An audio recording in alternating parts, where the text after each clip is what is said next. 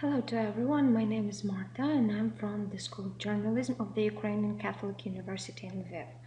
And today I want to represent to you a project that we made during the Euromaidan. It's called Euromaidan Explained.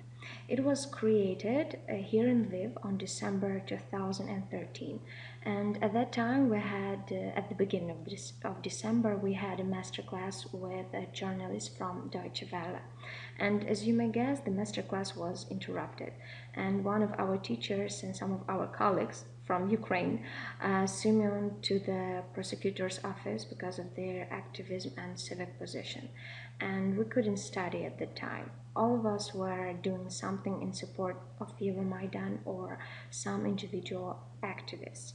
And someone was in Kiev on Euromaidan, someone was making a video, someone was working in press center, and so on and so forth. And then that journalist named Werner Bogula said to us, "Listen, what is really going on here? Why people are protesting?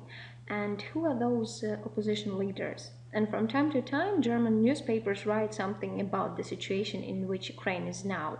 It was at the beginning of December. But it's kind of a messy, and we don't know the background of that event, he said. So then we decided to create a blog on WordPress for those individuals who were interested in the situation of Ukraine, especially those events surrounding and encompassing the Euromaidan, and yet lack knowledge and information concerning Ukraine and its politics.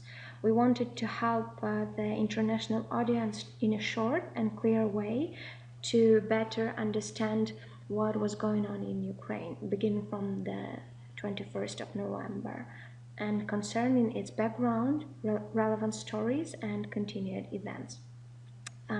We wrote a series of articles as a background of protests. We wrote it as we seen this, and for example, we wrote some articles about the most reliable sources about Euromaidan, so the audience, international audience, could know where to search information, where to find something about the events, the main events of Euromaidan.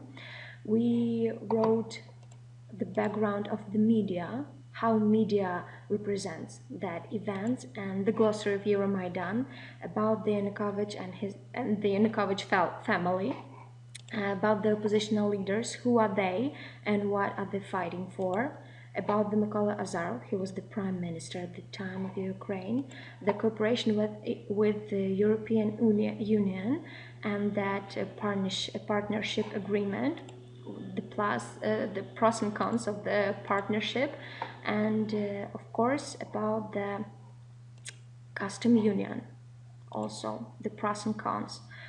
And we wrote that as we seen this, and we are not a great analytics or political journalists who could write amazing articles about those events, but as beginners of the protest movements, we felt that we have something to say for the international audience. So we created this blog to better to understand what was going on at that time.